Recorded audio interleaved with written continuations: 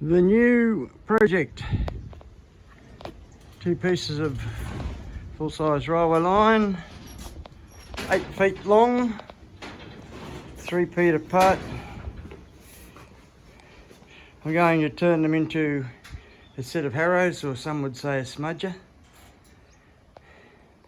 Back in 1965 they were called Errey Harrows, and I don't know whether they were as heavy as this is going to be, but I used to be able to pull them with a little grey Fergy until the dirt filled up and it stopped me.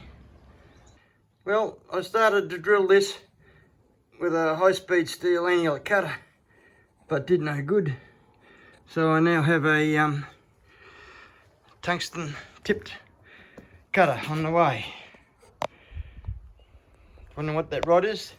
That's drill rod from out of the mine up at Broken Hill, actually.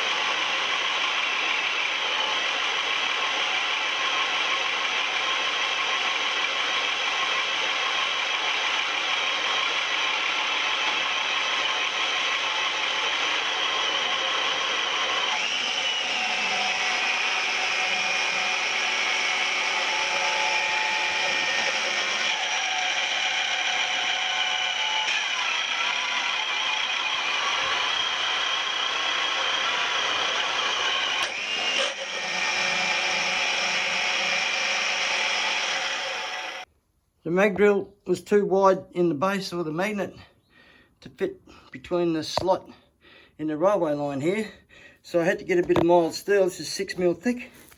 Knocked a hole through it, clamped it down with something underneath the other side of the G-clamp, stuck the mag drill on, and away we went. So far things are working.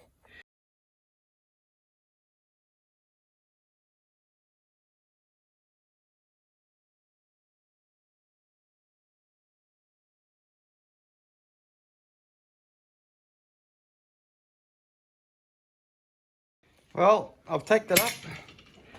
All I want to do now is pick it up, get it out in the sun so it can preheat it a bit in there.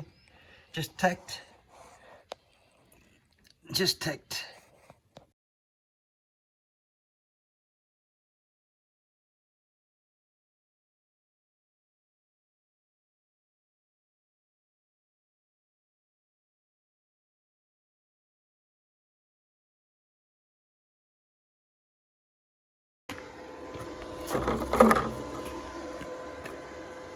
It's what I welded it with.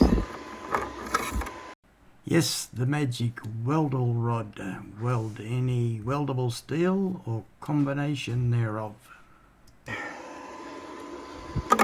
Last one. I got the chain on. I could have welded it on with a whole heap more, but I'm going to try it like that and see how it goes. If it busts, I'll just have to re-weld it. So I don't even know if it's going to tow right yet. So hopefully I can try it out. Can start for tunnel.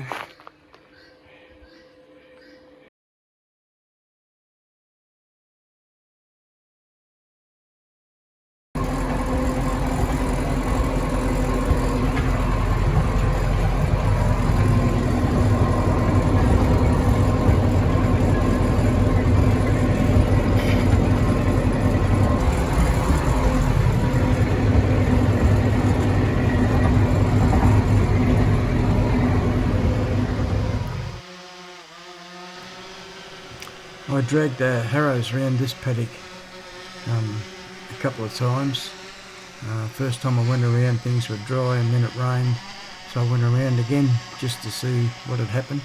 But that's not a good idea, because while it smooths it off, it also seals off the ground and makes it slightly anaerobic. Thanks for watching. We'll catch you around the traps.